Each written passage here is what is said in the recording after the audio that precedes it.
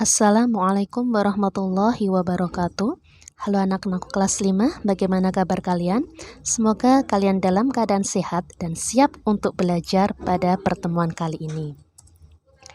Pada pertemuan ini kita akan belajar tema 1 muatan pelajaran IPA tentang organ gerak hewan dan manusia. Materi yang akan kita pelajari meliputi organ gerak pada hewan dan manusia. Apa sih bergerak itu? Bergerak adalah berpindah tempat atau perubahan posisi sebagian maupun seluruh bagian tubuh. Manusia dan hewan bergerak menggunakan organ gerak yang berfungsi untuk berjalan, berlari, berenang, melompat, dan lain-lain. Alat gerak pada hewan dan manusia ada 2 macam. Yang pertama, alat gerak pasif berupa tulang, dan kedua, alat gerak aktif berupa otot.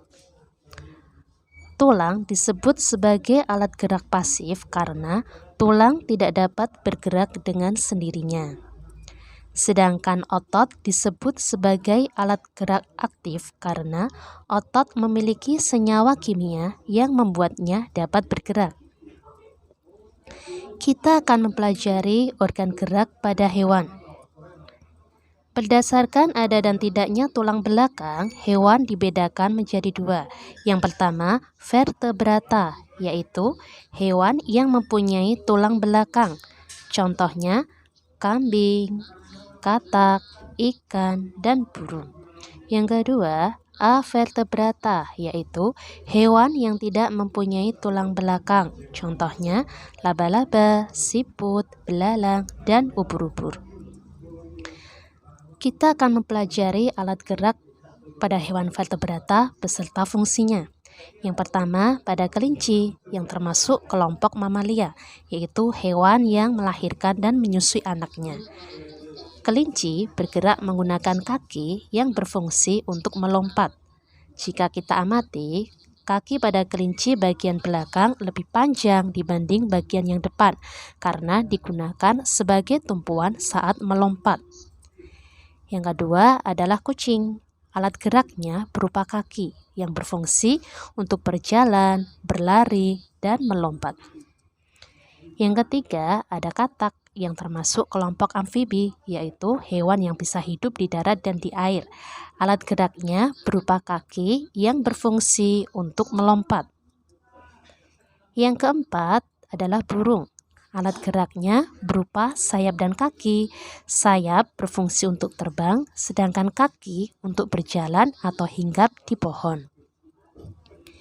Yang kelima ada ikan yang bergerak menggunakan sirip dan ekor yang berfungsi untuk berenang.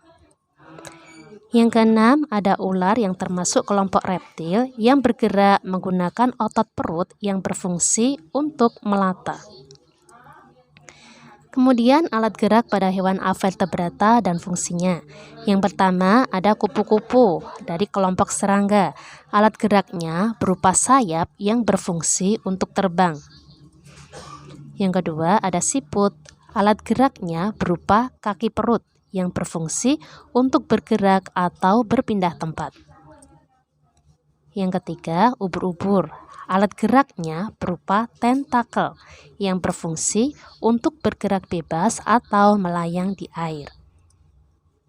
Dan yang keempat ada cacing. Alat geraknya berupa otot perut yang berfungsi untuk bergerak atau berpindah tempat. Nah anak-anak, itu tadi materi yang kita pelajari pada pertemuan kali ini. Kita sambung lagi pada pertemuan berikutnya. Selamat belajar dan selamat selalu ya. Wassalamualaikum warahmatullahi wabarakatuh.